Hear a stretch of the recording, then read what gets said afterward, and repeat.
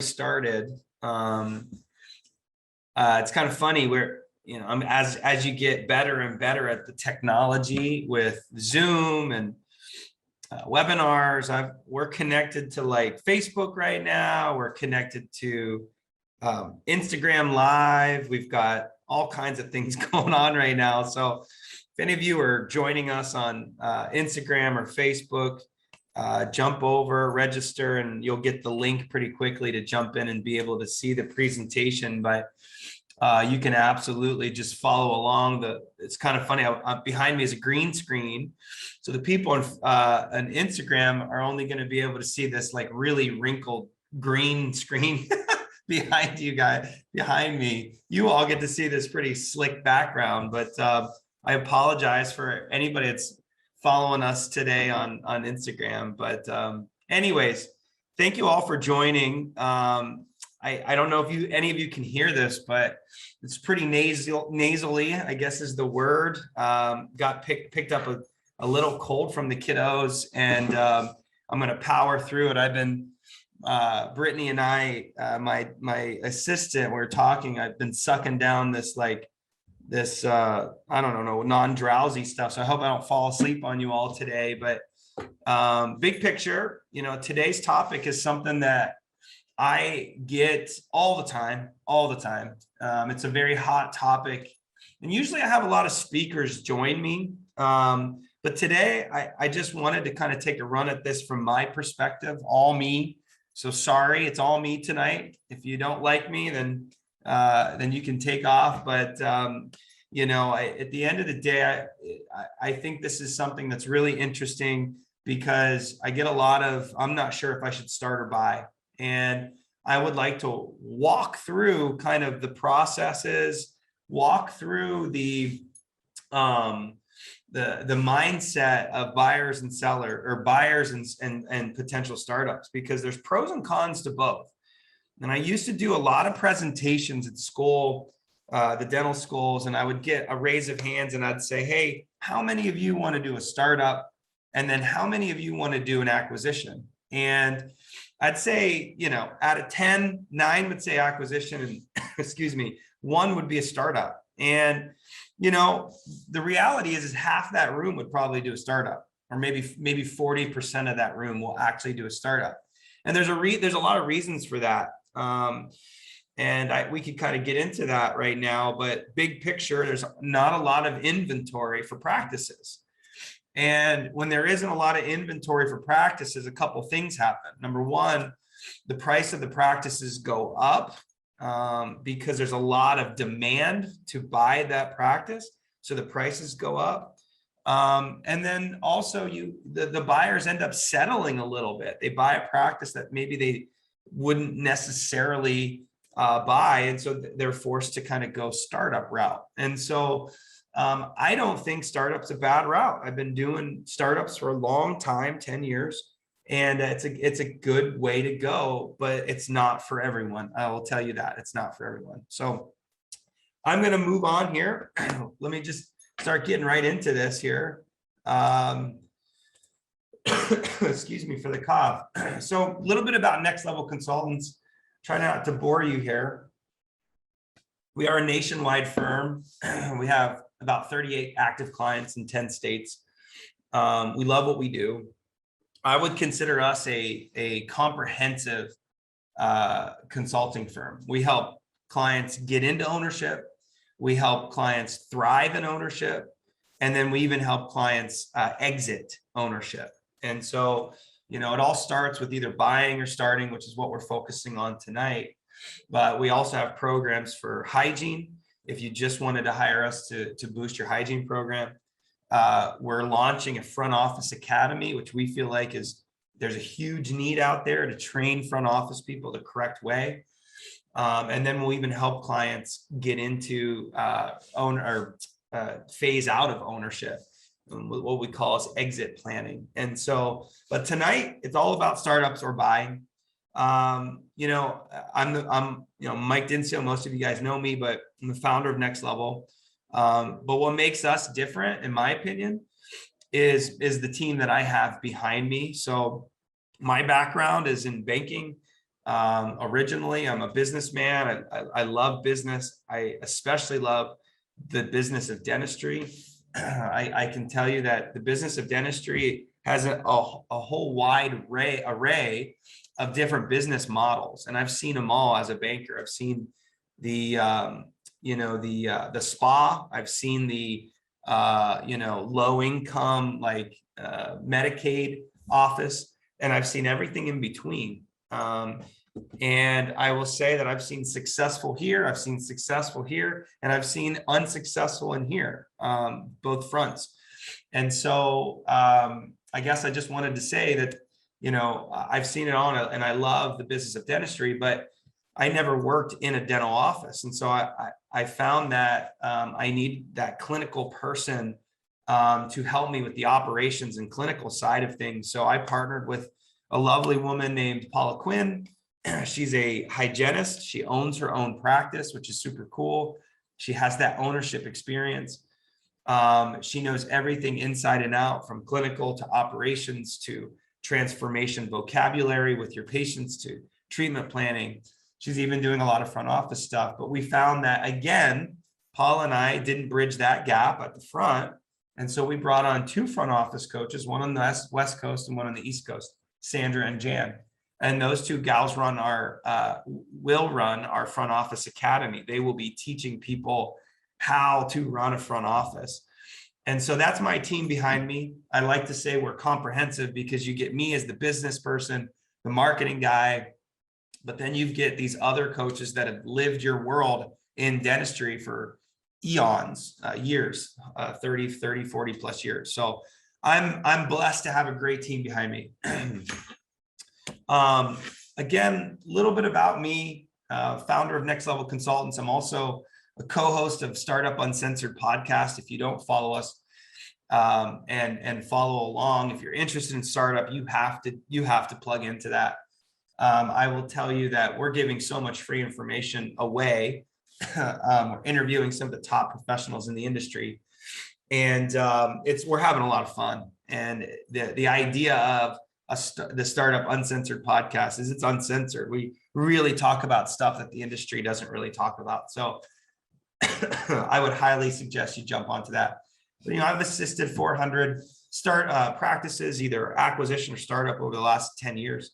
Had a blast doing it. I would say that what makes me a little unique as far as a consultant goes is not only my experience, but also my relationships. I have friends all over the country. A lot of you are on the call, friends of mine that I lean on every single day, because I don't know everything, and a consultant doesn't know everything.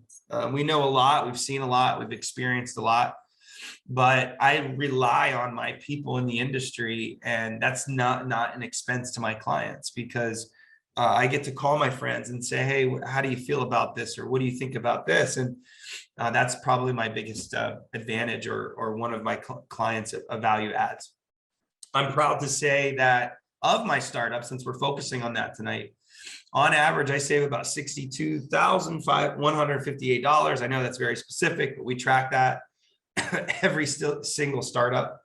I'm surprised that that's not more, but sometimes it's a lot, sometimes it's a little. And then buyer advocacy, about 126,000 in every single deal. Some deals are very small, so the savings there is less, so the average doesn't help me there. Some deals are very big, and I can get a lot of savings there, but we can kind of get into that. But that's my background. So before we get into this agenda, I actually want to launch a quick poll. Now that you guys know all about me, I'd love to get to know about you. So I'm going to launch this poll real quick. It's going to pop up. There's only 7 questions, so it really shouldn't take you too long. But I want to know who's in the audience. I want to understand who you are, what you're doing, and what you're trying to get out of tonight, because it's really difficult. And those of you on Instagram right now, you can't see the poll, so jump on Zoom and join us. But those that are on Zoom and being a part of the webinar, please answer the poll questions the best you can. And they're not hard questions, I promise. And but I kind of want to get to know you all, so please fill that out. Take a couple minutes. to do that. But while you're doing that, my agenda tonight is simple. What's it, I'm going to cover 5 things, and of those 5 things, it's question and answer. And I really wanted you guys to get into that.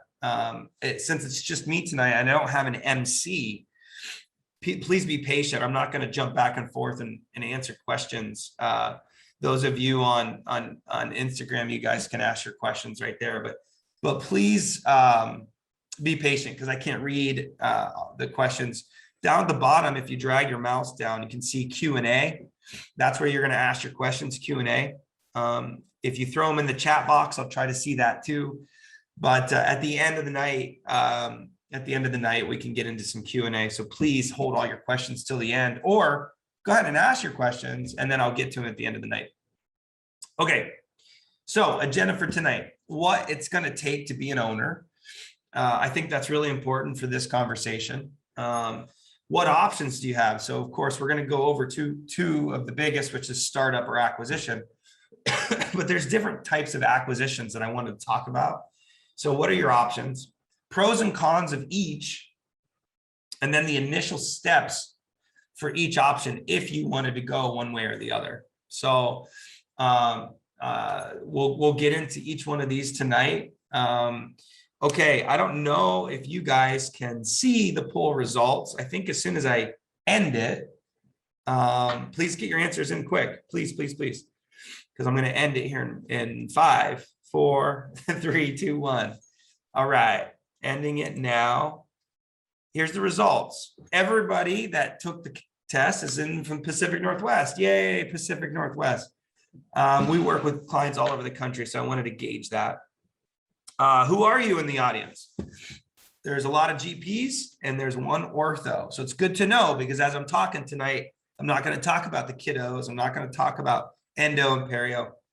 I'm going to talk about GP. And for that one ortho in the room, I will definitely jump on that. And if I don't say something that's ortho specific for you, I need you to ask me that question in a chat, because there are some different things that go along with ortho that go different in GP. What's interesting is the ortho world is very much like a GP these days, because orthos are very much patient direct, just like pedos in a lot of ways. Back in the day, it used to be very referral based, and it still is, don't get me wrong, but a lot of the concepts and things we talk about tonight will be similar for ortho and GP. Oh, I can share these with you guys. Okay, I just shared them. All right, next question. What are you thinking about? Oh, startup half, acquisition half. That makes me so happy. So 50%, great. See, this is exactly why we did this tonight, because a lot of you are mixed. And I bet you I could talk 1 or 2 of you out and on to the other one tonight. Let's see what happens. Time frame, 50% of you want to move now. I love hearing that. And the other 50% have 6 months to go. And so that's very actionable. You guys are in it right now. You're in it. You're thinking about it. You're probably having conversations. You might even be working through the process. So maybe I can give you some tips tonight about that. But this is really cool, because I don't have you guys sidelined right now. A little personal story I'll share with you is, I used to work for Bank of America, a very big bank. Some might say a cush job. I don't think it was a cush job. It was very difficult, but I had the corporate card. I had the benefits. I had, I had it all. It's the dream job. But I'm going to tell you right now, for those that work for corporate dentistry, it's very comfortable. I know it's very comfortable, but until I started Next Level Consultants, A, I wasn't as fired up as I am today. B, I'm making way more money than I ever have. C, it's best for my lifestyle and my family. I could just keep going on and on. Ownership is great if you're cut out for it. I'm cut out for it. I've always ran my business with other companies that I worked at very similarly. Took it very serious, like it was my own business. I'm very entrepreneur spirited. And if you are as well, this is going to be a really good thing for you, bottom line. So that's awesome. Okay, scariest part. I had to throw this question in because it's always going to be a mixed bag here. So what's the scariest thing? Well, 25% of you said finances. Totally makes sense, which what I meant by that is money. So how much money are you going to make, and are you going to be able to survive, and can you pay your bills and all that good stuff? Business acumen, of course, that's going to be a concern. So all of you said business acumen. Of course, you haven't gotten taught anything in business. I have an MBA. I love business. I'm passionate about business, just like you all are super passionate about clinical and dentistry. I'm just as passionate about business. Of course, you're concerned about that. And then the biggest one of all, of course, which is why Next Level even has 38 clients, is because people. It's very, very, very difficult to manage people. Period. End of story. Amen. And so you have to be a really great leader. So none of you are worried about getting a loan, and none of you are worried about clinical. So I'm actually really happy about that. So we're going to get into some of that stuff. Great answers. This was a little bit for me. How do you get your information? Thank you for responding. And then thank you. This was a fun. This is fun for me. How are you gonna follow us? Please follow us on Instagram, Facebook, YouTube, podcast, LinkedIn. I try to get my stuff out there as much as I can. You guys are great. And I just love giving you as much as I can. I say, the world, karma, whatever you want to say. My words aren't coming well. I got this stuff in my brain right now. But what I'm trying to say is karma is great. If I can pass any information all to you, I will, and it'll come back. I know it will. Kevin or Kevan, I'm probably butchering your name. It is being recorded, and I will post it to YouTube, which is why you need to follow me on YouTube. I will post it to YouTube and Facebook after. So if you missed this, it's going to be recorded and blasted back out. So thanks for asking that. So I expect you to be bouncing off at some point, and that's okay, because all of you will get an email afterwards from the talented Miss Brittany, my executive assistant. She will be in touch with you. All right, enough of that. Let's get into this. Thank you so much for participating in all that. All right. So what's it going to take to be an owner? Well, listen, there's going to be a lot of stuff in this presentation. It's going to be like, yeah, I got it. I've heard it. I know it. I understand it.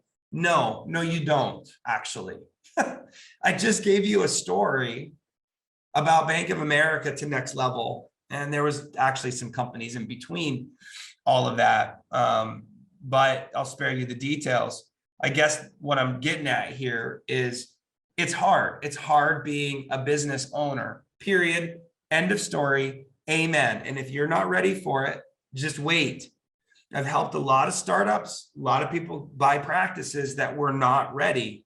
A couple of them had kids about the same time, and that's difficult. A couple of them, a lot of people just got married. That's difficult. Like, major things in your life happen, and starting a business, it's very difficult. It's very difficult, and it's the real deal. So if you have this burning desire outside of just chasing money, to be your own boss, your leadership, you're excited about leadership, and I notice I said burning desire, because you might not have all this and you can work on it, sure, but you need all of these things. Entrepreneur spirit, absolutely.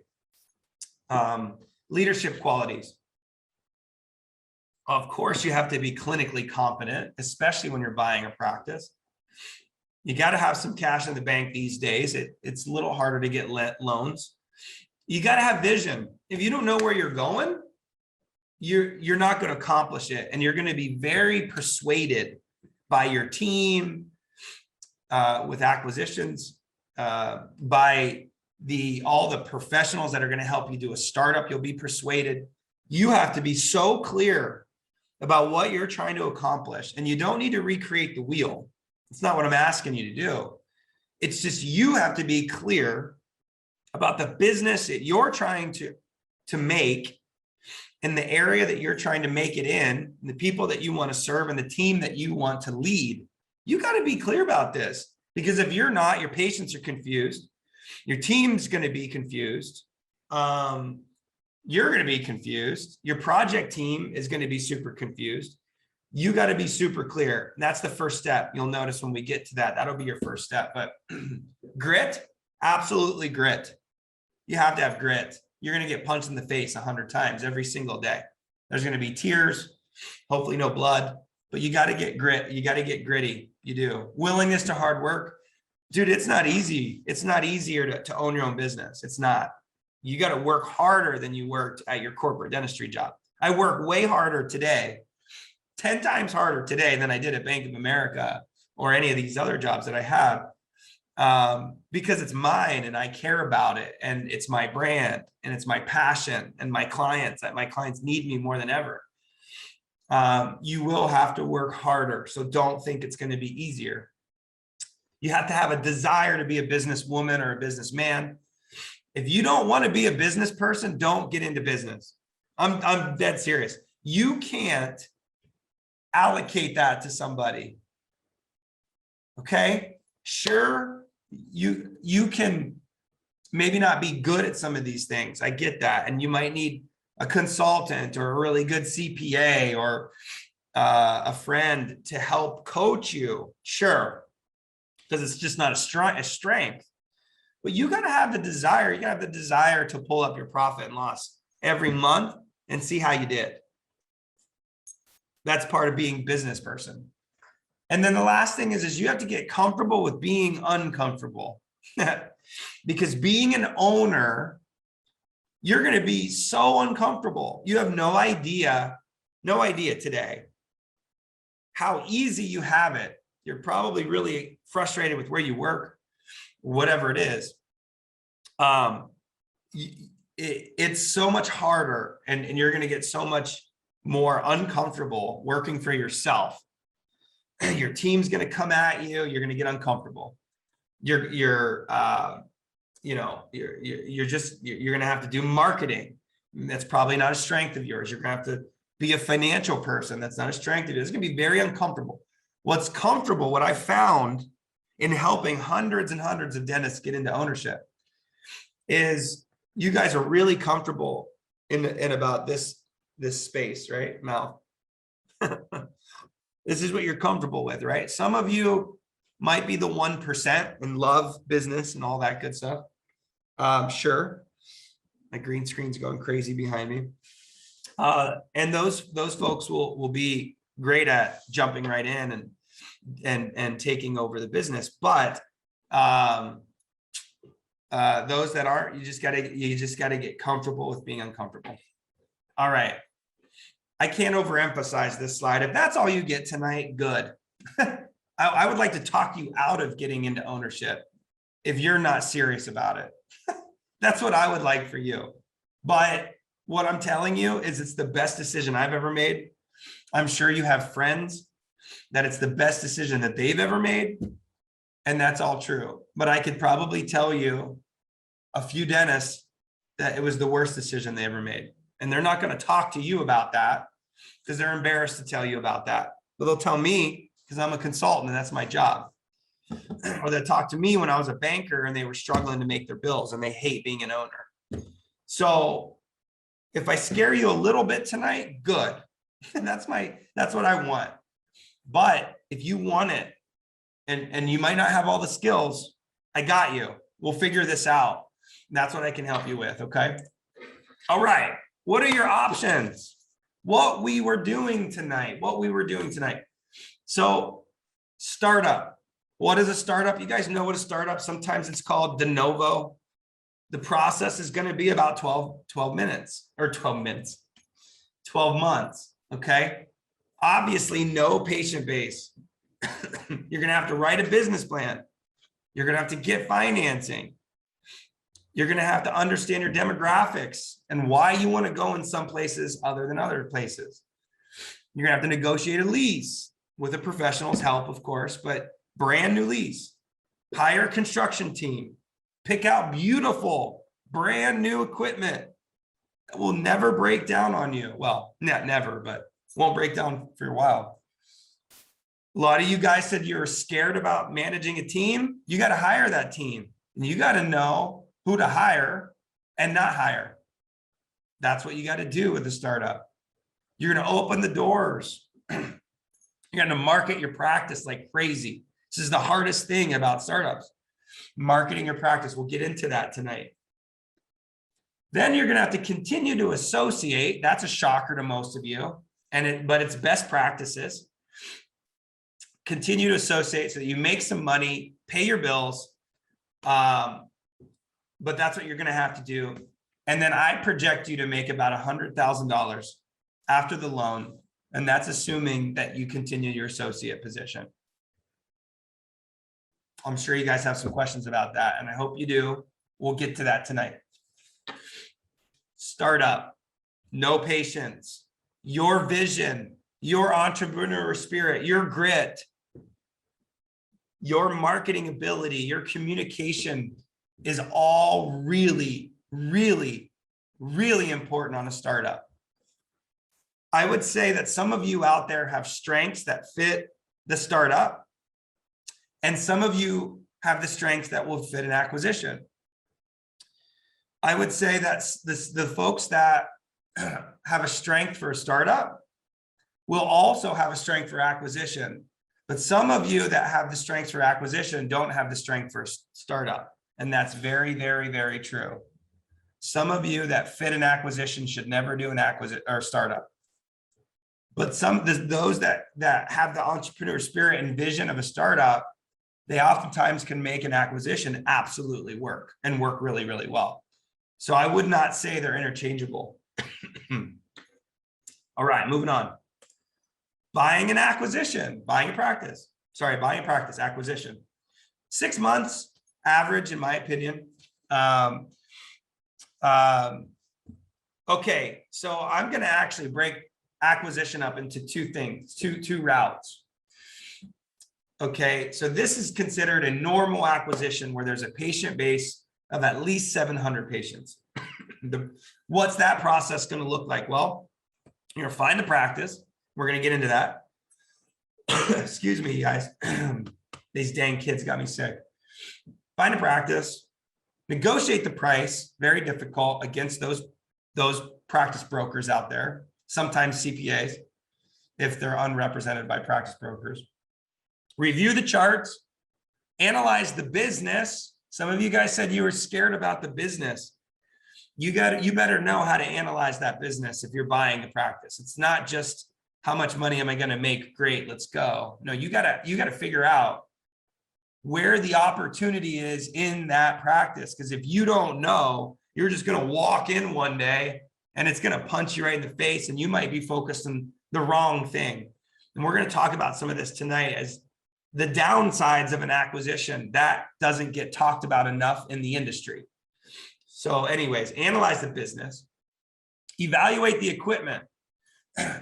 When I help doctors buy practices, it's important to evaluate the equipment, kick the tires, look at it, because this is equipment you're inheriting that is probably broke down, beat up, needs replaced. It's going to be a problem for you, or maybe not, depending if it's an updated practice. It's definitely something you need to look at. You're still going to have to negotiate the lease. You don't have much negotiating power. You're probably going to assume that lease from the seller's lease. The seller will have a lease. You'll assume that lease. You're still going to try to negotiate it. You're going to sign that lease. You're going to sign the purchase and sale. You're going to rehire the team. I see Ali Aramshan was in here. He's our HR for Health shout out. They're going to help you with the HR stuff to rehire the team.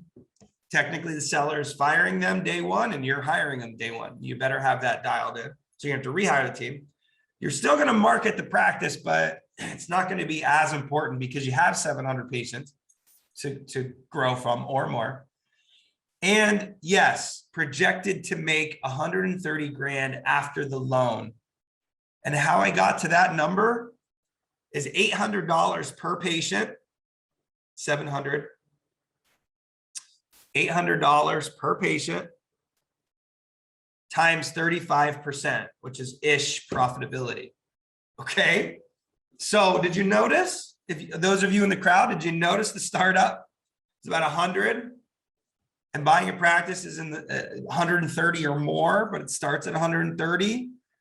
And the other thing I want you to notice is this is after the loan. This isn't how much the business is making. This is after the loan because that's real. The business might be making 250,000, but the loan is probably 100 grand a year. So you got to factor that. What am I going to make after the loan? Now, once the loan is paid off, you're going to realize that extra 100 grand. I just want you to know what you're getting into. Everybody talks about cash flow for the acquisition. Well, you guys, I have helped lots of doctors buy practices and they don't have cash flow.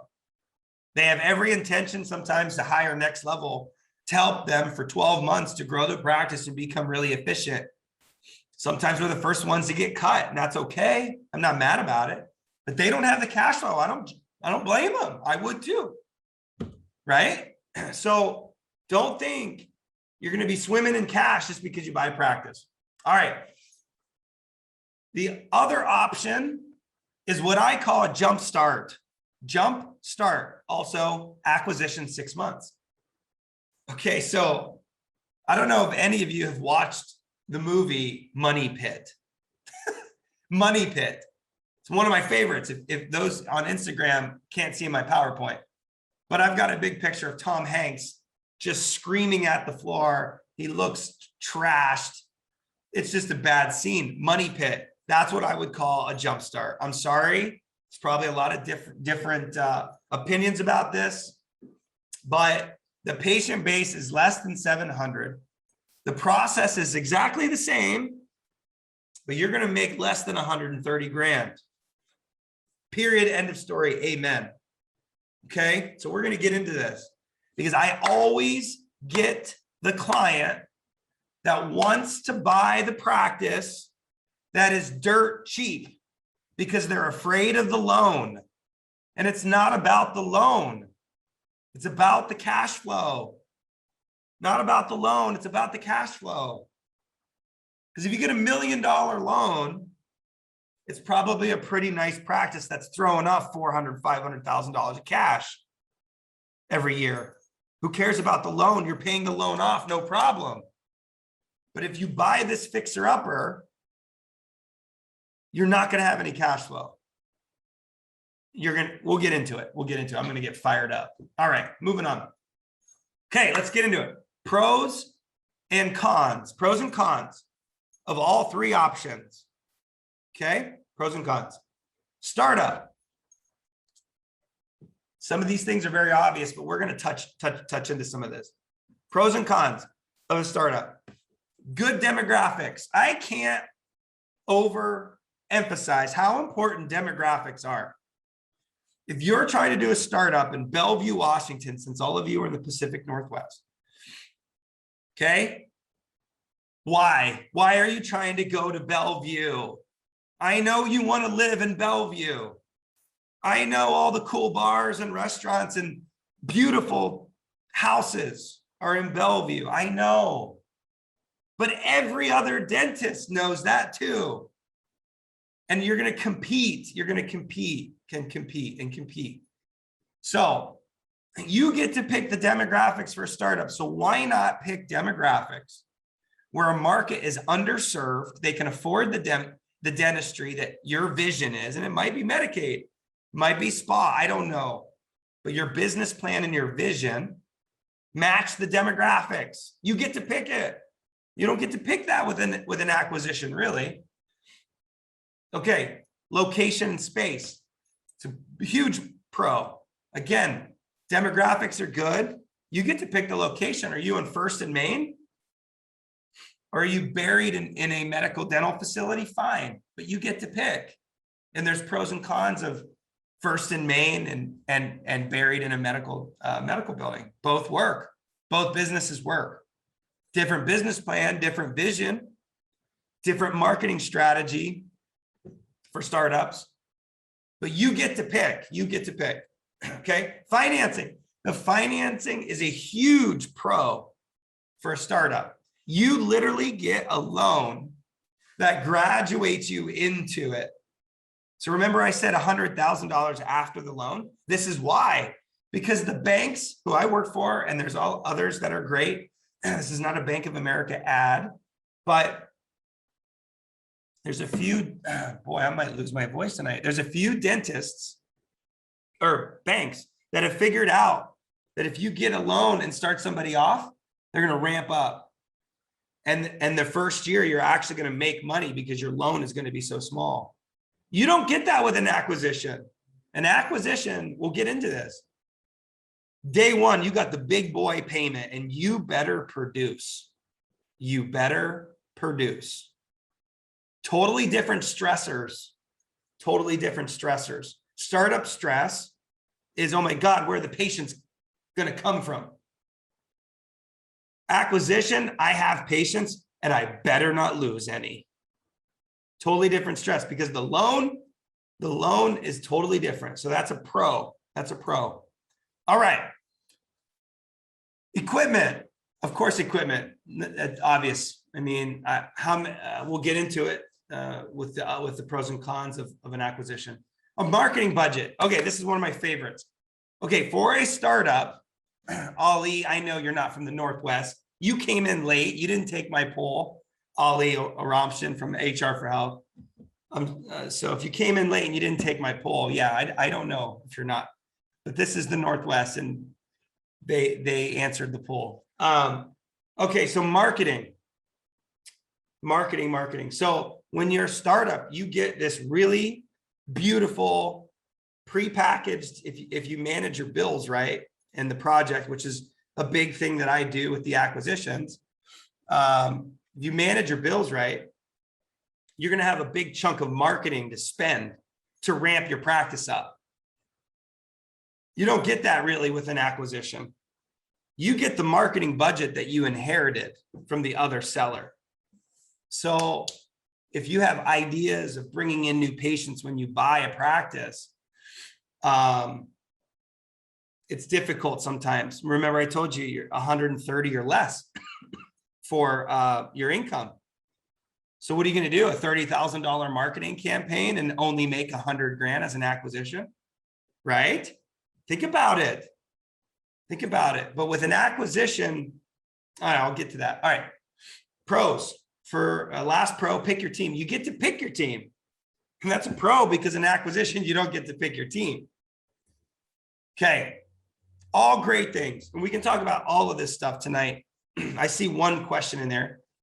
I'm sure I'm sparking some questions. Get your questions in, please. This isn't about me tonight. It's about you.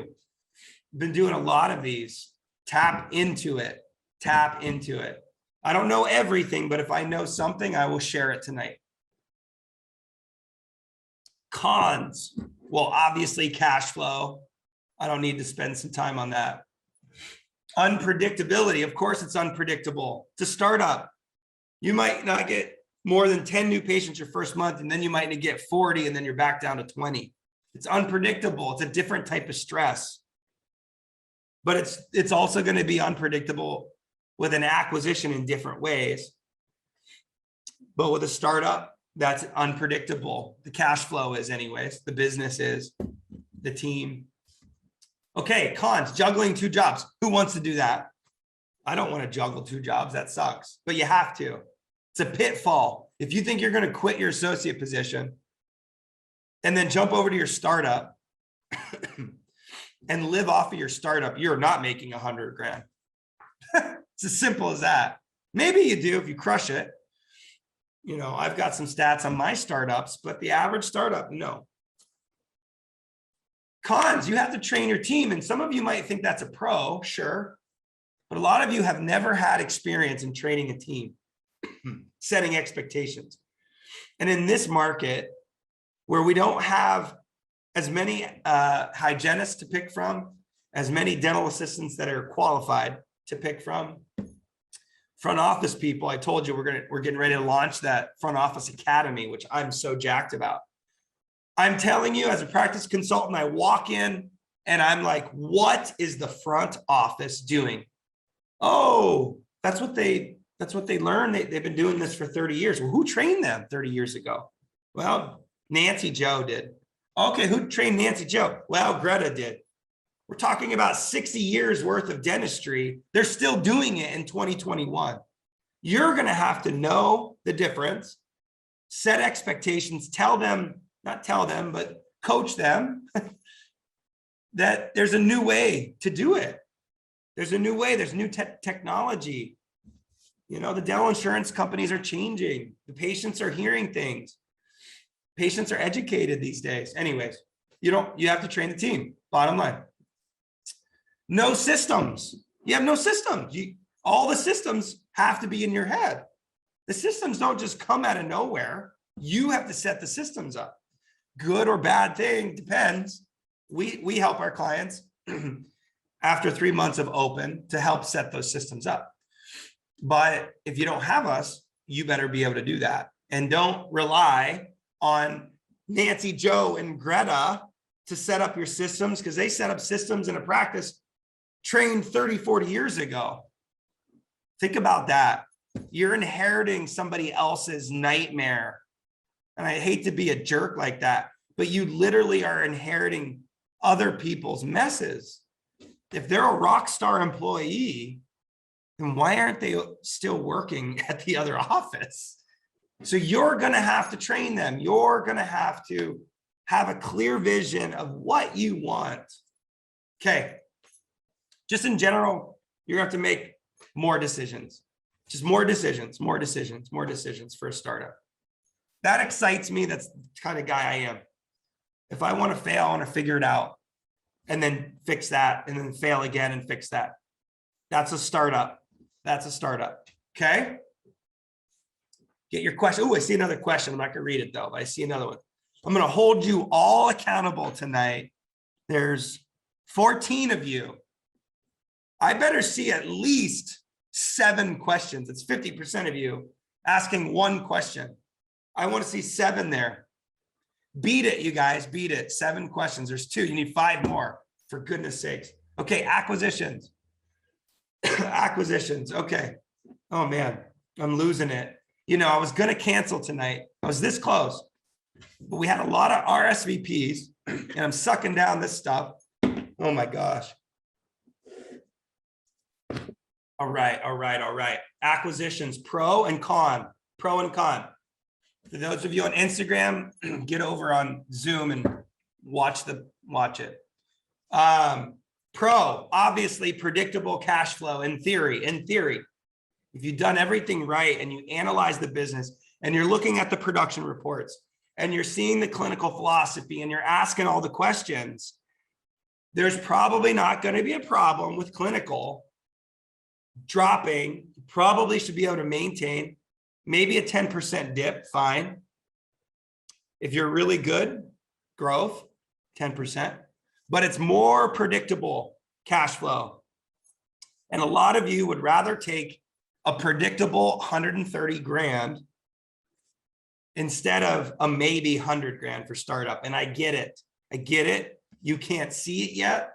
I've been a part of hundreds of startups. I'm telling you, it will happen. I remember this one client in Colorado. Let me see if he's on Instagram. He's not. He absolutely, I'm not going to bust him out. I was just seeing if he was there.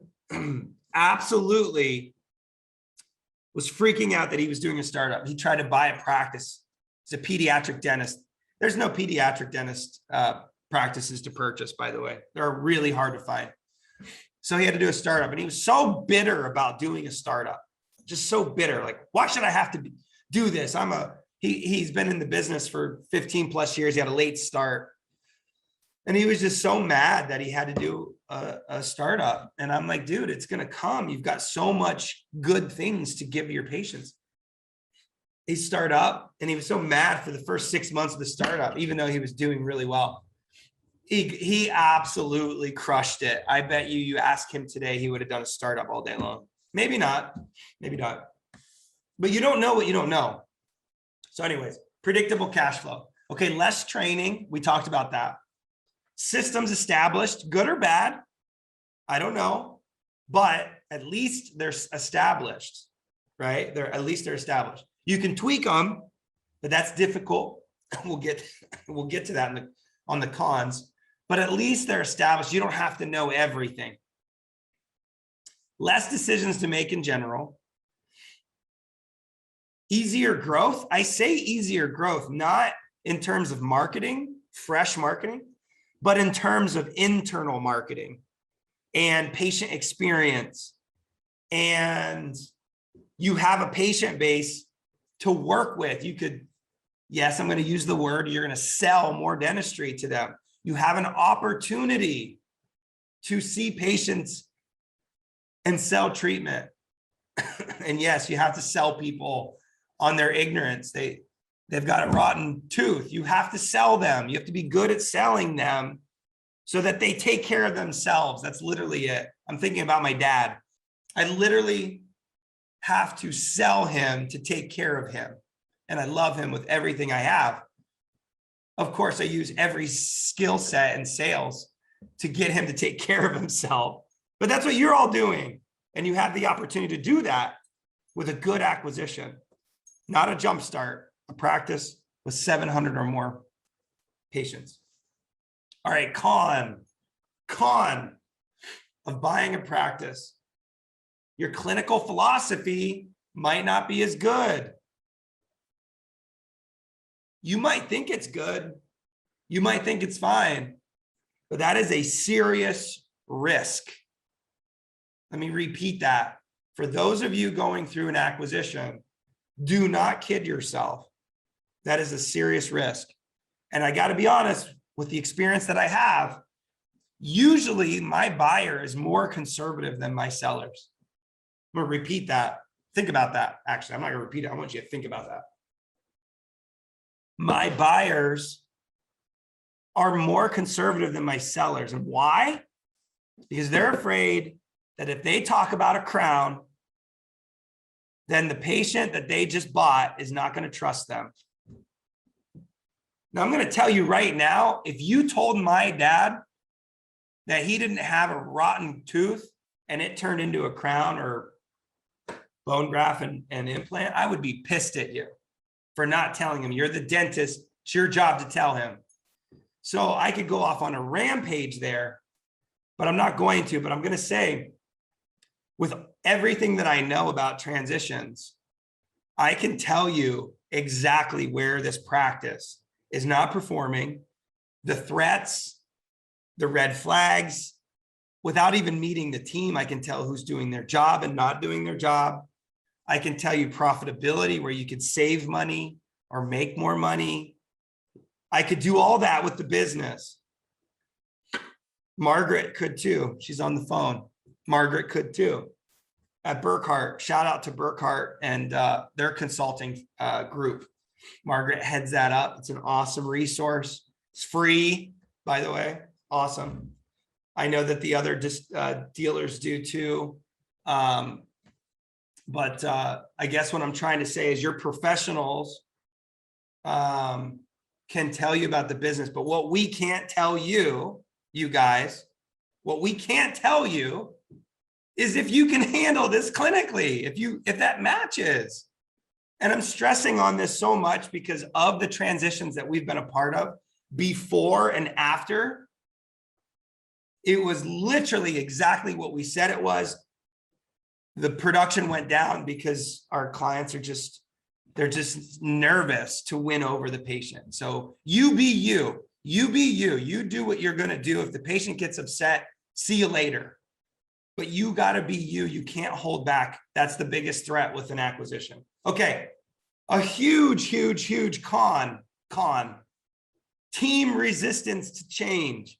Imagine inheriting an office that has 30-year hygienist, right? And you're like, yo, you need an hour cleaning. Why are you trying to be a hero? Quit trying to clean. This is a perio issue. We need to start doing something a little bit more robust, right? They're going to look at you and say, man, this guy's all about the money, or this gal's all about the money. No, it's not about the money. It's about taking care of the patients. And it's a business. We're paying you $60 an hour. Most of you are in the Pacific Northwest, $60 an hour.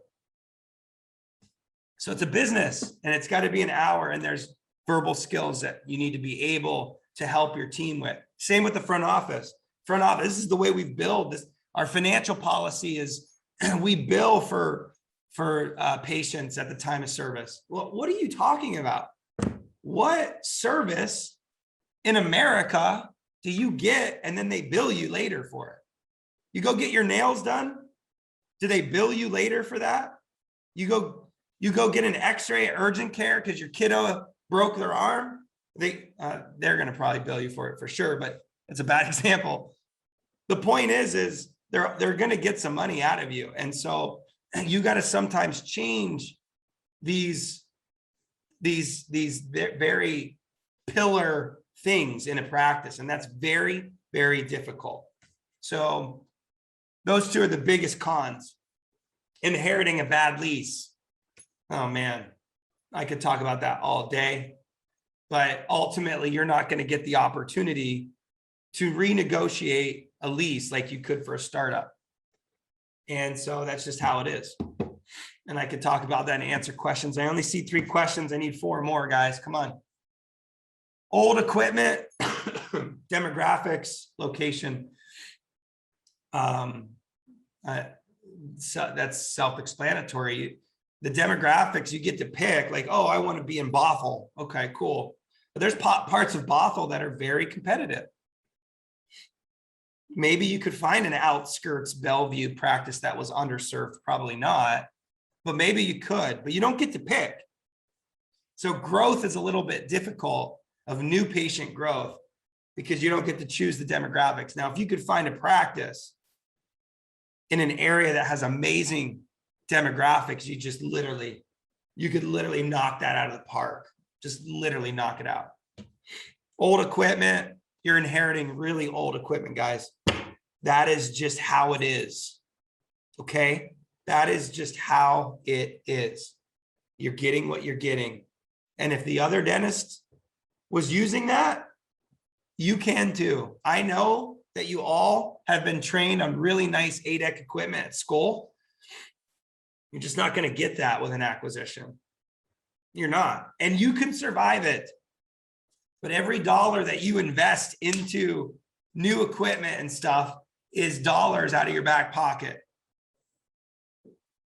So you just got to really think about where you want to spend that extra money. Okay, last thing on the cons, HR systems. HR systems. The dentist of 20 years ago didn't really do anything HR related. Unfortunately, in today's day and age, you guys and gals, you got to be tight with HR. You do. And it's because there's lawsuits going on, and it's just the way the world is today. Unfortunately, I was raised in Ohio. I shake your hand. I hate that we even have contracts at Next Level. We have to have contracts to protect ourselves from wackadoos, just like you do. You have consent forms and everything. Well, you're going to inherit some nasty HR systems. I've helped doctors transition, and this person is getting this kind of vacation. This person's getting this vacation, different benefits. And I'm like, what is going on? This person's grandfathered in something crazy. This person has something going on illegally. So then you go in and you're going to try to standardize everything. Nope, that's not going to work. That's not going to work. Yeah, sure, it's illegal to be giving this person this benefit and this person. I know it's illegal. What are you going to do? You're going to tell your hygienist? No. You got to get back into line here. And then she's like, piss off. I'm going to go work somewhere else for, $65 an hour. These are the situations that you get into. It's a lot of the value add that Next Level Consultants gives, but it's the truth. It's the truth. And you have to rehire these people. Scott, I see you. HR for Health, absolutely. You need to look into that. You have to rehire. But I'm telling you, you could have the game plan of rehiring and resetting the expectations. But when you have a lack of hygienists in the market, a lack of dental assistants in the market, and these people also have relationships with the patients, you get yourself in a situation where you got to make a hard decision. And that is piss off someone that's a high value add into the practice, or shore up with what you should do. These are the cons. You guys, this is what we're talking about tonight. These are the cons. You got to think about this stuff. It's a problem. It's a problem. Okay, moving on. How am I doing on time? I'm doing good. About an hour. We're getting through it. We're getting through it. Hang in there, folks. All right. I see 4 questions. I need 3 more. Folks, I need 3 more. Okay, the fixer-upper. I almost don't even want to spend time on this. Just by this slide right here, you get the point. The Pro is a really cheap purchase price. That's awesome. You bought a practice for 300 grand. Congratulations. You're going to make 50 grand next year. Good job. You're going to be the brokest dentist in America because you bought a practice for 300 grand, thinking that you were going to flip it because you're some incredible business owner and visionary. Sorry, I'm being really harsh right now, but I get this so much, you guys. I get this so much. Kills me. It absolutely kills me. I will support you if you want to buy a cheap practice. I literally negotiated. Go read my reviews. Tiffany Sue, HSU. You could Google her. I literally negotiated her practice for free. She was buying the real estate with it. They were asking 200 grand for the practice. This crappy practice. I said, no, you're not paying anything for that garbage. We're going to write you a check for $1.2 million for the real estate, and we're not buying the practice because it's garbage. Okay? Yeah, I feel really good about that. I do. I feel good that I negotiated 200 grand of free practice. You could, I swear to God, you could Facebook her. I love Tiffany. She's awesome. She's in California. But you guys, she had no cash flow. It's a startup. She had 300 patients to work on in a very competitive market. It's what she wanted. I supported her. I will support you if you guys hired me. But you're going to hear this from me because you better have a plan. You better have a boatload of cash sitting in your checking account. You better get an amazing loan that also gives you more cash. We'll negotiate the price really, really cheap. But you better have marketing dollars. You better have a ton of working capital. Excuse me. I hope I'm not losing my voice.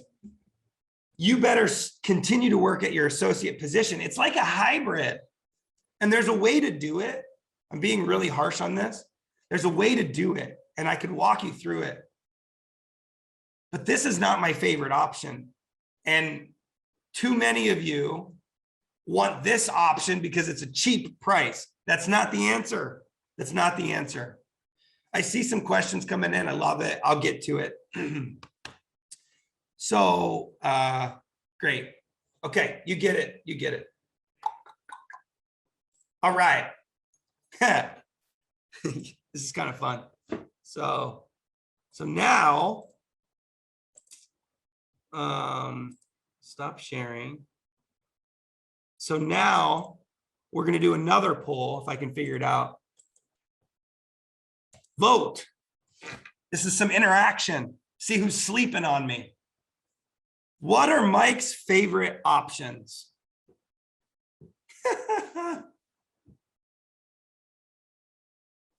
Come on, come on, come on. I see it, I see it, I see it. Keep coming. There it is. Keep going. I knew you guys were going to guess. I knew you guys were going to guess this. Come on. 5, 4, 3, 2, 1. Ending the poll. share results. I didn't realize I was sharing my results that whole time. Sorry, guys. Okay, you all voted startup. I'm not surprised because I've been heavy startup tonight. Heavy startup. Those of you that chose acquisition, the answer is acquisition. It is my favorite. It's my favorite if it's the right practice. Honestly, I debated when I was doing this presentation if I should say 800 patients instead of 700 was okay with me, because you could probably make about 200 grand if you ran that business really well on 700 patients. I used 35% profitability, so that's why I was at 130 after loan. But if you ran a practice doing 700, had 700 patients, you could probably get it to 200 net after loan. But that practice would be really, really profitable and really difficult to accomplish. But of course, I'm going to choose acquisition. You've got patients, you've got cash flow. If you have vision, and you have good leadership skills, you could turn that acquisition into a beast. If it's the right demographics, I would rather day one you be making 200 grand, or let's just call it 170, 160, than nothing day one. I would rather that. It's really difficult because I'm running things through my head. You know, these aren't like hard and what am I trying to say? The Robitussin's kicking in.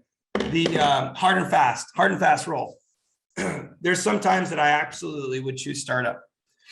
Okay, so obviously my second option was startups with 0 patients. My third option is number 7, 127. Buy a practice with less than 700 patients. I don't know what to say other than that. I think I laid out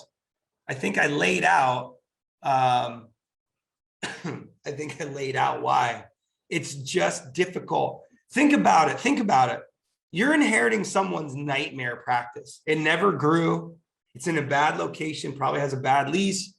The guy or gal just couldn't get up off the ground. Or maybe it's a satellite office. Everybody's talking about DSO. I want to own 100 practices.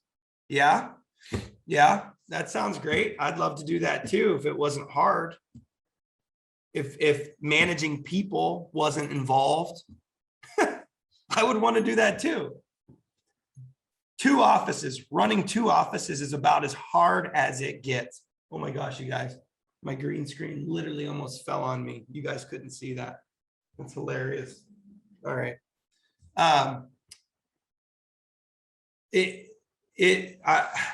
The second office is always the challenge because you're going to put your blood, sweat, and tears into the first one, but you're not going to put as much blood, sweat, and tears in the second one.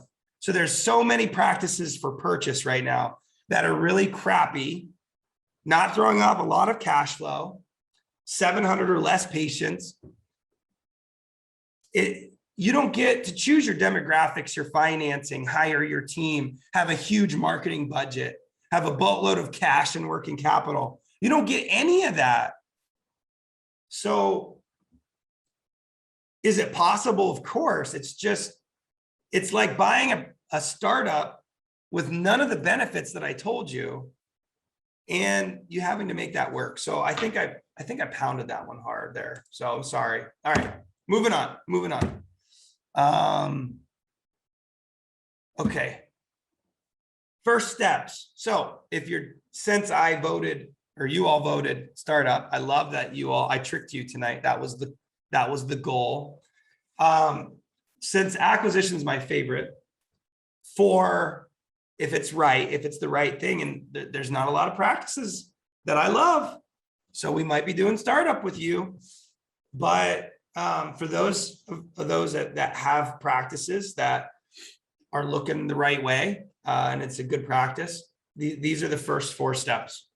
Get prepared, save cash, pull all of your production reports, review your non-compete, of course, and look at the demographics. This is one of those things where if you don't know your demographics of the practice that you're buying. You don't know how competitive it is. You don't know what your advertising spend needs to be. You don't know if it's going to be easy to get employees or not. You don't know if you need different financial arrangements. You don't know anything about it.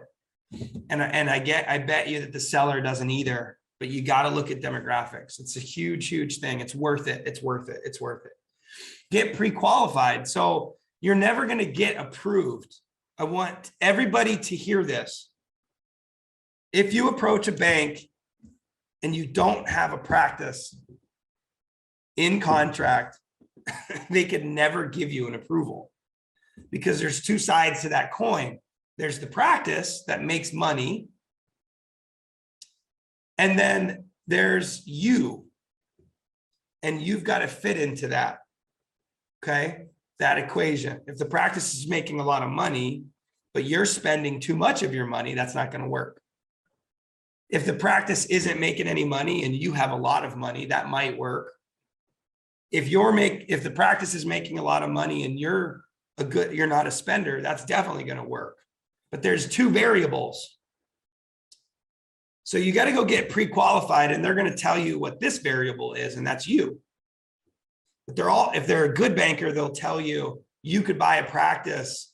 You could buy a practice for this much, and you can't buy a practice for this much because you need so much cash flow to support your life.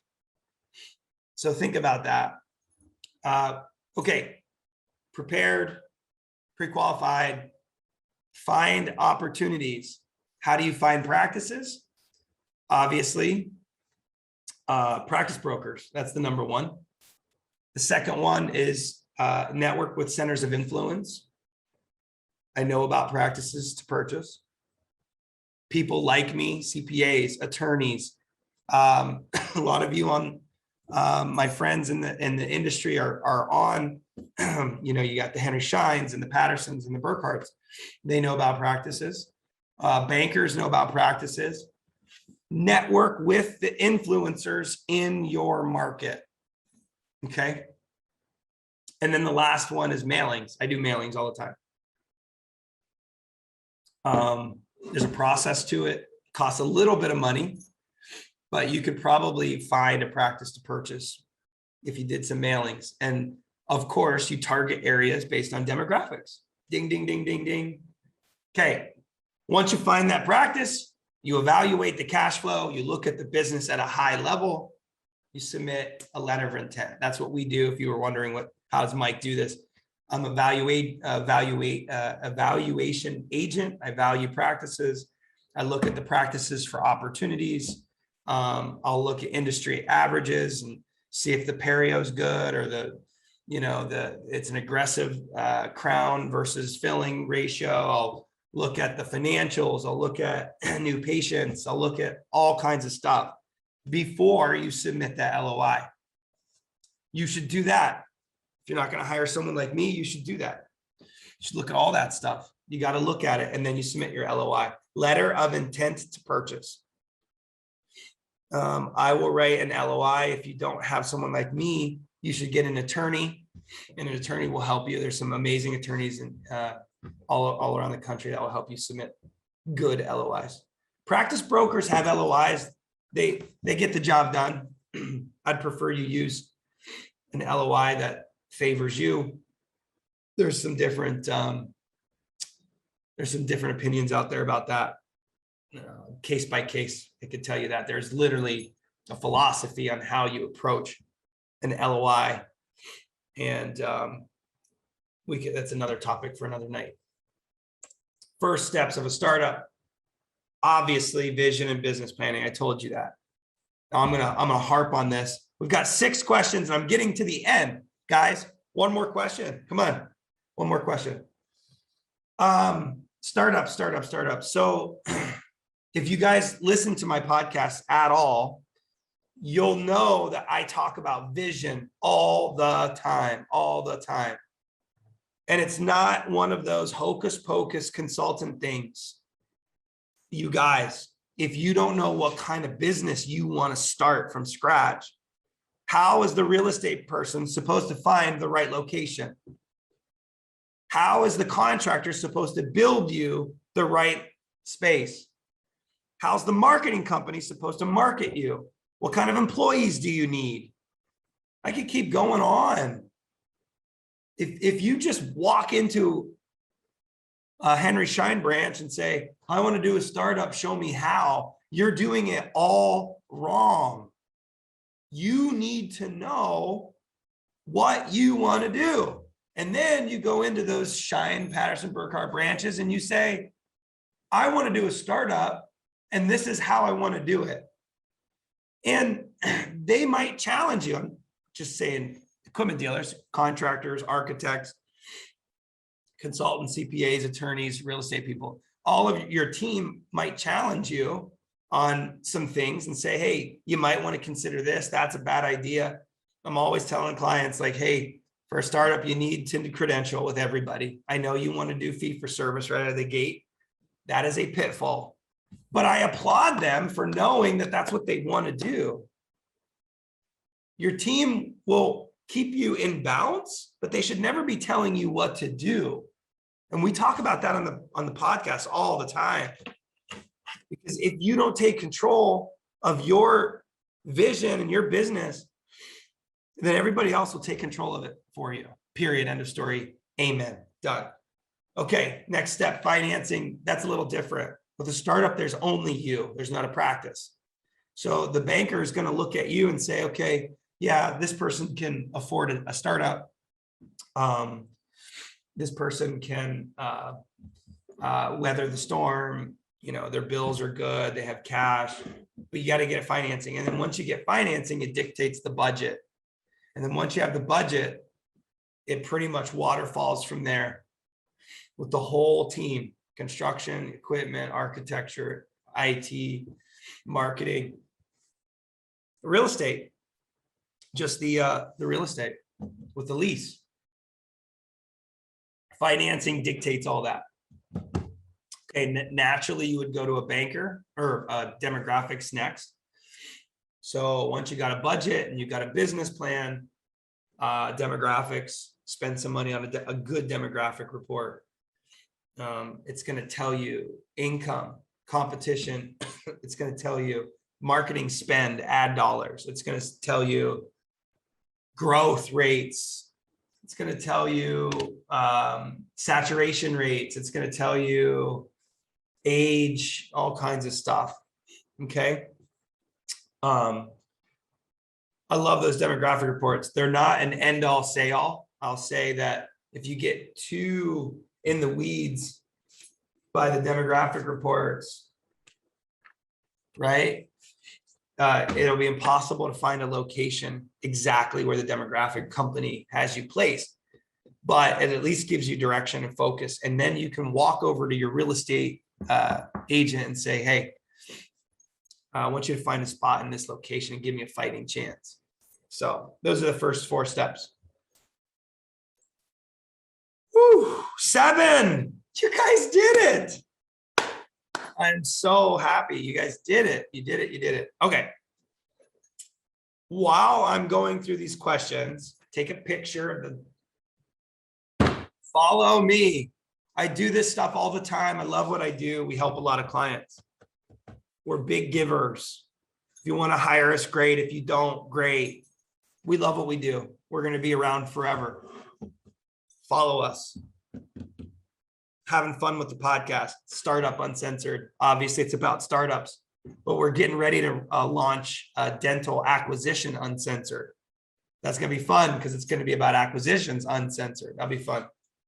Getting ready to launch that. Okay, let's get to some questions. I'm going to hit up the chat real quick first because I saw some people asking questions. Sorry, I'm solo tonight, so this is it. What are your thoughts on buying real estate for a startup? What does the lending look like for that? I'm a huge fan of you, all of you buying real estate. Anytime you can, do it. Here's the answer. You can't, as a startup, you can't afford anything probably more than 1.5 million total debt. Total debt. 1.5 million, including real estate. You can't afford it. I've seen the projections. 1.5 is safe. Anything less than that, safe. Anything more than that gets sketchy. Okay, so if it's 1.5 million, I just told you all you needed cash. Buying real estate takes a down payment. If you're not buying real estate, no down payment. So the banks will give you 100% financing. But if you buy real estate, you got to put about 10% down, I think. So the answer is 10% usually of the whole project. So you would need in that scenario 150 grand cash put down. Most of you don't have that. If you get a rich grandpa, maybe he can hook you up. If you can get real estate, get it. You're going to shell out hundreds of thousands of dollars to the landlord. You have to pay that anyways. Remember we were talking about tonight, don't chase a small purchase price.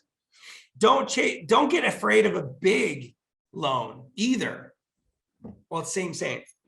People go to a cheap loan and they get themselves in bad situations. Same. The cash flow is literally the exact same.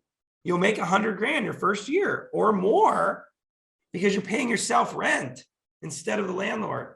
It's a bigger loan, I know, but the cash flow is literally the same, if not better. And now you got to practice that's worth something. And in the end of this career, you're going to have real estate that's worth something. And you get to sell both at the end. And that is a game changer for you all. So buy real estate if you can. For startups, it's tricky. Acquisitions, same thing. You're going to need a down payment. What's the goal for cash savings before startup? 10% of what you're going to borrow is the answer. So if you're just leasing, you're probably going to borrow about 600. The banks will want you to have 60 grand or 50 grand in the bank. Starting to get a headache, guys. I'll end this, I promise. So 10% is the answer. If you have less than 40 grand in the bank, you're going to need to save some more money. There are banks that don't care about that. It's true. But let me ask you, you want to start a business from scratch with $20,000 to your name? Does that sound like a good idea? No, that's not a good idea. The bank's going to give you working capital, sure. What happens when your car breaks down? What happens when your water heater blows? What happens if you got married and your wife deserves or husband deserves a really nice honeymoon, ring? I've heard it all, you guys. You don't have any money personally. You've got to build some of that and quit paying your student loans. Quit paying that stuff. Just put it on pause for a minute or pay the minimum because you got to get cash, you guys. You can always throw that cash to the loan, to the student loan, write a huge check, 30 grand, boom, paid off. And I know there's interest, but if you want to get into ownership and you want to invest in yourself, you pay that interest in your student loans. You pay it and save some cash. Cash is king when you're going into business. I would have never started Next Level Consultants had I not had any cash. I would have signed up with another bank and I'd be another banker out there, not as happy as I am today. I had to have cash to do this. Okay. Let's see here. All right. 8 questions. All right. We're through the chat. So stop asking questions to the chat, guys and gals. Question 1, does it make sense to do a startup in an area I never lived? I'm asking because I'm 20 miles from my non-compete in my everyday job. I think it's fine. My only clear answer to that, Doc, is when I was at Bank of America, we had a statistic that if someone lived more than 60 miles from where they lived and where they were going to start up, the defaults went up. So 20 miles doesn't scare me. It comes down to, is that too far to drive? It's really nice to be able to get up, drive to your office, fix something, and go back home. Would I prefer you live in the area that you're going to practice? Sure. Some of you don't want to see your patients at the grocery store. I get that. You want privacy. So that's kind of more of a personal question, but big picture, I think Bank of America, 60 miles. I think it's more about drive time. If drive time's more than an hour, I feel like personally that'd be a tough one. But the answer is, it does make sense. It does make sense if it means you getting into business for yourself, as long as you can deal with the drive. That's my answer. Because there's going to be days that you're going to just hate it and you're not going to want to go in and you're going to cry and whatever. You're just going to be pissed. And then you got to drive an hour there and back. And then you're going to have kids someday if you don't have kids. And it's a pain in the ass, quite frankly. So think about that. I hope I answered your question, but it really is more of a personal answer. You can make anything work. Non-competes are difficult to fight, but you could win. Last suggestion for you is you could go to your previous employer and you could probably ask them to pay, buy your non-compete out. 20 miles is a long, if you're a specialist, it's not, but if you're a GP, I mean, come on, non-compete 20 miles, that's ridiculous. Unless you're in a rural area. Anyways, I could keep going on and on. Hit me up if you got more questions about that. Next, would there be good locations for a startup that is fairly close to Bellevue? You have to do a demographic report. Last time one of my clients did a demographic report on Bellevue, there were like some small pockets. I think it was southeast of Bellevue. So that's your answer. Southeast Bellevue, on the outskirts of Bellevue, heading more towards the mountains, started getting less competitive. But I yelled at you tonight, and you're one of them. You want to be in Bellevue. I know everybody makes so much money in Bellevue. I get it, but I'm telling you guys, those that want to go to an area, excuse me, those that want to go to an area that nobody else wants to go to will literally be rich. Write that down. Those that are willing to go to areas and make a life where nobody else is willing to will have ginormous practices. Take it for what it's worth. I think I answered your question, but for the anonymous attendee, as it says, you're going to have to do a demographic report and find something. If I have already found a practice and signed an LOI, as well as engaged an attorney, is it too late to enlist in my services? Much appreciated. I can still help you. I'd cut my costs probably in half. I would want to put a transition plan in place so that you hit the ground running, because to me, you're already locked in. I might be able to find a couple of things, right, that we need to look at. But my job would not be to come in and blow up your deal. My job would be to make your deal get to the finish line and that you're prepared for business. So the answer is absolutely. I've helped doctors at the tail end. I've had doctors wait until they close and then hire me and my team to make sure the transition was smooth. I've had clients that hired me in the beginning and for whatever reason decided not to finish it. That's actually not true. No one's did that. But I guess what I'm saying is I'm happy to piecemeal it, especially since you were on tonight. But I would want you to be as empowered as humanly possible on what you are buying. That would be my job for you. I can't renegotiate it. I can't save you that 150 grand that I told you that I could save. That's not my job anymore. You already got through that. And you've got an attorney that's writing a contract that's really important so that you don't get sued or they don't get sued. It's protection. It's all about protection. But if someone hasn't broken down the practice and showed you, hey, low perio, aggressive dentistry, financials are a mess, hey, supply costs are ugly, blah, blah, blah, blah, blah. This is your game plan. Oh, hey, you're gonna have to hire a better marketing company. They're not getting any new, I mean, it goes on and on. If you don't have a game plan, just like the startups need a business plan, if you don't have a game plan going into the acquisition, you guys, you're buying a business. Like, you got to have a game plan. So that the answer is yes. Come find me afterwards. I'd love to help you out, and I'll make it make sense price-wise. Ryan, thank you for using your name, Ryan. Everybody else is anonymous. Teams resistant to change without torching the whole team and rebuilding. What are the top 3 things that come to mind? Oh my God, this is such a great question. All right, let me read. Teams resistant to change, all of them, without torching. What are the top 3 things that come to mind and how to change them? You get their buy-in. That's number 1. Get their buy-in. You got to get their, they've got to buy into you as a clinician, and as their leader. They naturally want to be led. They do. They want to be led. People want to be led. If you're not a leader, they're not going to follow you. They're going to tell you what's up. So you got to express what your goals are for the practice. That's number 1. So earn their respect. That's number 1. Earn their respect. Number 2, get their buy-in on the change. Hey, I want to make this change.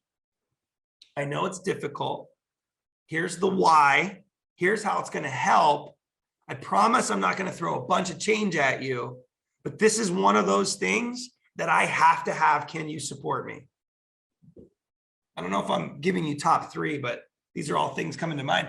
And the why is important, because people are very, what's the word? Protective of their systems. Even though they're ancient systems, they're protective. Think about you guys. If you mow your yard a certain way and then someone comes in and says, dude, what are you doing? Why are you mowing your yard that way? You'll get all protective.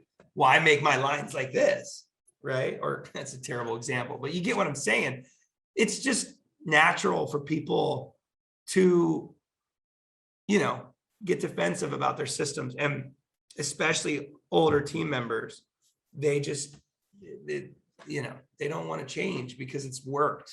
In their eyes, it's worked. But if you show them why it's not working, or how it could help them, or maybe how it could make their job easier, you got to get their buy-in, bottom line, and do change like freaking turtle slow. Don't come in guns a-blazing and make a bunch of changes real quick. Don't do that. Come in, earn their respect, talk to them, respect them, earn the trust clinically. Every once in a while, you got to slap their hand, because I'm not saying you go in and you bow down to all of them. No, I'm saying you have to be a leader. You have to be a leader and lead them. And sometimes that means, hey, having hard conversations, bottom line.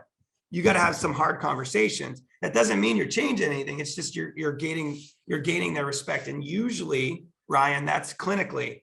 It's like, hey, we're doing this now because this, and I'll give you lots of documentation if you want to learn about periodontal disease. And we actually need a new perio protocol. So what do you guys think about it? Right? So you got to earn their respect, and then don't bash them over the head with it, but tell them, hey, this is coming. Guys, this is coming. I want to make this change. How can we, my favorite word is how. It's the best negotiating word ever, is how. How can we do this? It's not, can we? Can I get your blessing? No, it's how can we get this done? Because it's important to me. And I'm not saying we're doing it tomorrow, but I need your buy-in. You got to get their buy-in and their respect. And the last thing is I'll monitor. What gets tracked gets done. I don't know if you've ever heard that before, but what gets tracked gets done. So you got to track things, because they might think, oh, my perio diagnosis or my case acceptance is amazing. Well, based on what? Let's track it, because numbers don't lie. So those are some tips, Ryan. Those are some tips. All right, next question. What about fixer-uppers well under 700 patients as a merging with another, merging maybe with another office, assuming close proximity. That's fine. It's very complicated, a lot of moving parts, Ryan. A lot more questions, a lot more due diligence. What could go wrong? Anything outside the box, I'm going to say, why? It better be a great opportunity, and you better be buying it really cheap, and you better have a strategy for how you're going to incorporate it. Why are the patients going to follow you, by the way? You guys, it's already difficult to merge practices, or not merge, but to win practices over.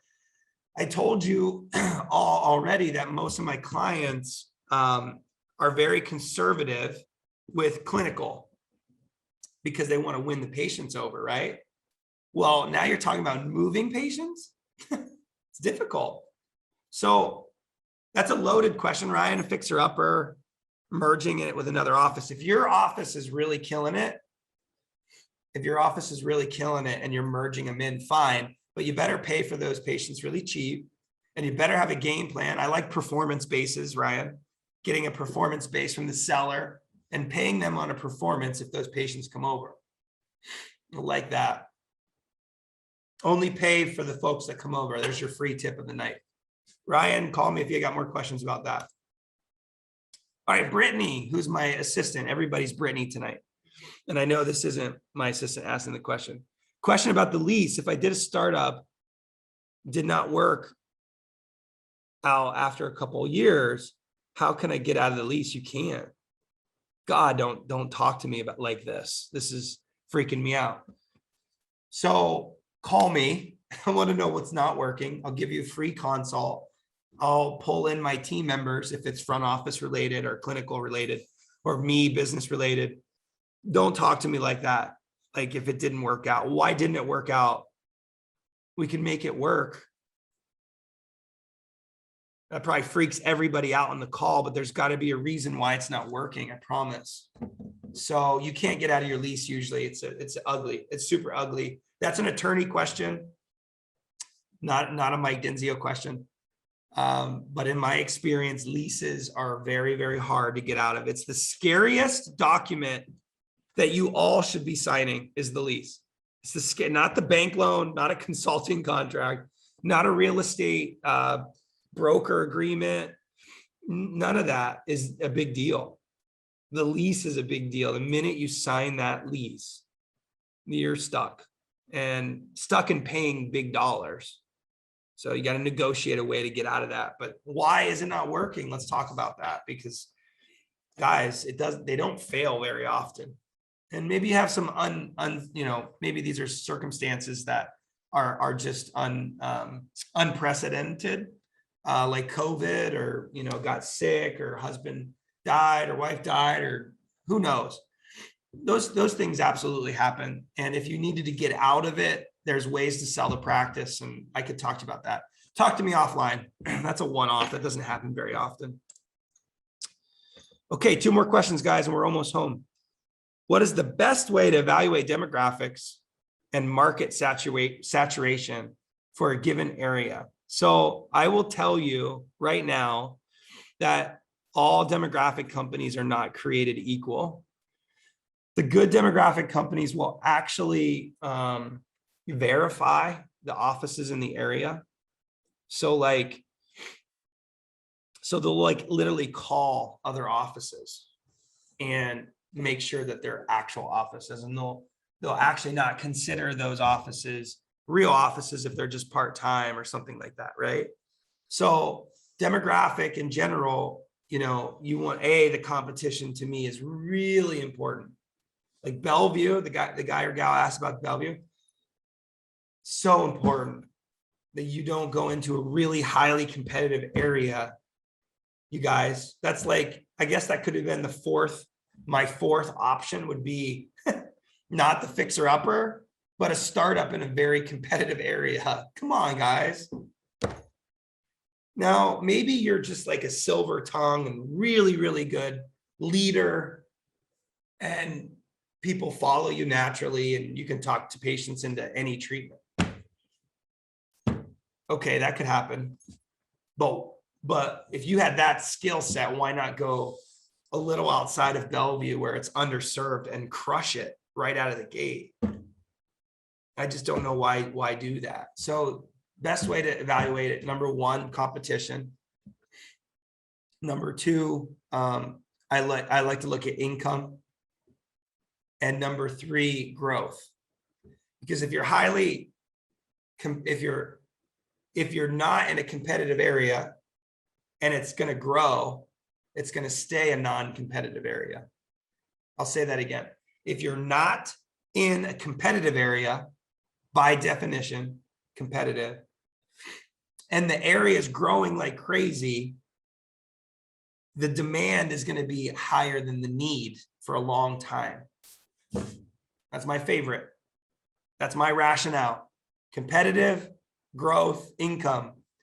And I can tell in an area in income, if it's $40,000 net income, average income, your business plan better match that. I'm not saying that's bad. It's just better match that. Most of my clients want 120 per household or more. It's just what they want. It's most of their business plans. I love the doctor that wants to go into a Medicaid blue collar and crush it. I love that. I'll say this. Who makes more money? Nordstrom or Walmart? I should have that poll. Guys, chat, Nordstrom or Walmart? Anybody? Come on, just someone throw it out. Walmart, come on. Walmart makes way more money. Yes, exactly, Walmart. So the point is that business plan can work. It works really well with Walmart. You just have to have the business plan that matches. Everybody wants to do Nordstrom. It's sexy. You know, you get to go to the King County Dental Society galas and talk about how awesome your technology is. And you're this big shot, you know, downtown Bellevue doing all on fours. Everybody wants that story. Nobody comes in.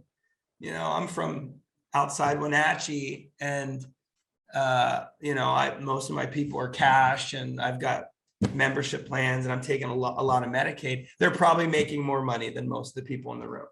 It's true. It's true. So I look at opportunities with demographics and in those three ways. I hope I answered the question there. Okay, demographic report in the Midwest, Ohio, Indiana. Whoop, whoop, Ohio. Any company you recommend? I have one company, two companies for demographics for the whole country. These demographic companies aren't regional. And why didn't you vote? Everybody was the Pacific Northwest. You must have been late. You should have said Midwest. That was an option on my poll. Thank you very much. But if you were late, okay, I'll give you a pass. Dentagraphics.com. And as my big give tonight, I'm going to put a promo code in the chat. Promo code nxlevelconsultants.com, or not .com, just NX Level Consultants at checkout. You go to dentagraphics.com, you order the report. They'll advise you if you don't know which report to buy. I can advise you too, of course. But if you don't hire me, of course, they will advise you on what report you should probably buy. And then at checkout, you'll get a 20% off if you put in NX Level Consultants. And that's Dentagraphics, dentagraphics.com. That's my big give tonight. Big give. Whew. Okay, I see some more chat activity. Before I go there, does anybody want to throw in any more questions before I close down the questions? Last chance. Come on, come on, come on. Stragglers. Chat. Okay, I'm going to flip over to the chat. Okay. I know that there are companies that do PPO negotiations. If I missed this, I'm sorry I did. PPO negotiations, I'm working with one that's well known on Dental Town. What would you say about negotiating a PPO fee right out from the go? This is a great question. Great question. Rural area, very good dentist population is 1 to 3,000. I agree. If you could get 1 to 3,000, that's good. Anything better than 2,500 is my number for competitiveness. So you're at 1 to 3,000. That's great. Listen to me very clearly about fees. Okay, there are like maybe 5 companies. This is my next give. You're going to get me fired up. Whoever asked this question, Dr. Yoon, you're going to get me so fired up right now. Okay. So the guys, if you're trying to get off, the promo code is NX Level Consultants. The domain name of my company, NX Level Consultants. I see. Apparently I didn't share it with everybody. That's stupid. Sorry. Thank you for telling me. Promo code dentagraphics.com. I'm sorry, guys. That's weird. The setting I had to hit everybody. And then my email. Oh, my PowerPoint doesn't have that. My email. I'm going to talk to you guys about fees for a second. Don't jump if you're jumping. So this goes for acquisitions and startups. But if you can't find my email, follow me on this stuff, by the way, because you can find me easy there. Okay. Fee negotiation. Oh my God. The national companies, Dental Town. Okay. It's all well and good. Yes. There are maybe a handful, depending on where you're at in the country, a handful of insurance companies that will negotiate. Maybe a handful. Here in Washington, I think it's like 4, maybe 5 max. The rest of them don't negotiate. So if someone's selling you on a process that takes 6 months to negotiate, they're acting like they're going to negotiate 12 different fee schedules. They're really negotiating 5 or 4. The rest of them are just going to set you up with their standard fees. And that's it. There's negotiators that charge $2,000. And then there's a lot of negotiators out there that'll charge $6,000. There's a big difference. So I guess what I'm trying to say is be careful about the negotiators of insurance out there. Okay, that's number 1. Number 2, set your fee schedule, your UCR fee schedule at least 80 percentile, if not more. And I have no idea why there's folks out there that say set it lower. I'm going to take a break. Let's say that again.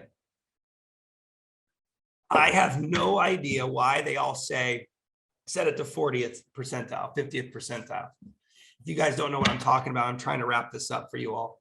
Set it at 80 to 90. I know that's high, and you're going to be like, oh my God, that's high. It's like the highest fee in the area. If you set it at I'm opposite here on the screen. If you set it here and the patient says, I want a discount, and you take it to here, it's better than setting it here. Patients usually want to haggle a little bit, or maybe you want to offer 25% off. If you do a membership plan or something, and if you join our membership plan, we'll give you 25% off. If your fee schedule's here, high at 80 or 90, and you could jump on the membership plan, we'll give you 25%. Now you're maybe at the 70 or 80th percentile. If you set it at 40, there's no room to haggle.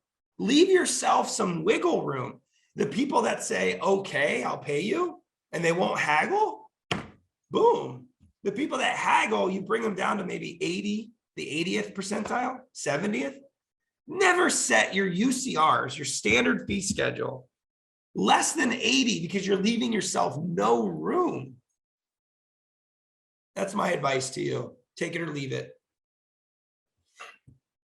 All right. Whew. Florida, do you advocate taking Medicaid initially? Okay, great question. Medicaid. Okay, if you're going to take Medicaid, it's fine. because those people that are Medicaid have friends that are not Medicaid. Also, there's restorative that needs to be done on Medicaid, and oftentimes that pays pretty good. Okay, so I would control it. Okay, Miss Florida, I would control it. What I would do is I would open up in my column the hard hours to fill. You know, like I'm thinking like, you know, the 2 to 4, you know, or the, you know what I mean, before lunch, after lunch, the hard hours. And I would fill there. And then I would also control the days. It's your Medicaid day. Because if you don't, Miss Florida or Mr. Florida, Tara's from Florida. If you don't control it, it'll go crazy. And all of a sudden you become a Medicaid office, and that's not what you wanted. So control it, open it up one day and just crank that day. And that business model has to be a little bit different than the other business model. Kind of like a hybrid. But if that's your business model and you want to be able to offer Medicaid, that's cool. It's really cool. And I think all of you guys should serve your communities. That's, I don't know, your doctors take care of the area. There's a way to control it. There's a way to control it. Some of those offices that have controlled it have gotten so big that they create second offices that are just Medicaid and other offices that aren't. And then the fee structure is different and the employees are different. It's a different mentality, but you just got to have a game plan for it, Florida, and control it. And don't let it get crazy, because then you're giving blocks to Medicaid that you could fill for that people that aren't Medicaid. I hope you're tracking. Just control it is all I'm saying. Because before you know it, you're just taking it and it gets crazy. And you got to have some self-discipline too, because it's really hard not to take patients. You got to block schedule. Everybody hates block scheduling. You got to block schedule. You just do. It's discipline. It's discipline. It's just like me in my world. If I don't block schedule on my calendar, I never work on things that I need to work on. I'm always on the phone. If I don't block it, I'm never going to get anything done. I have to be intentional about those blocks. So block schedule for Medicaid. It's fine. Just control it. Woo! I'm hitting my max here, guys. I had so much fun. I have other events coming up. I put up on the screen real quick. Exit planning. If you know any dentists looking to exit plan, I got an exit planning workshop coming up August 28th. And then one of my favorites is, do I spend money on marketing or do I spend money on consulting? It's the battle of marketing versus consulting. It's going to be a really fun one. That's going to be in October. So it's not as soon as I would like it to be, but that's fun. I'm sure we'll be throwing out some more here soon, but thank you so much. Loved your participation. I had to practically force it all out of you. I expect me to go into Instagram, Facebook, and see at least 15 followers. I better, because I want to hear from you. I really appreciated all of your guys' attention tonight. So peace out. Thank you. Sorry for the voice. We'll be in touch. Thank you. See you guys.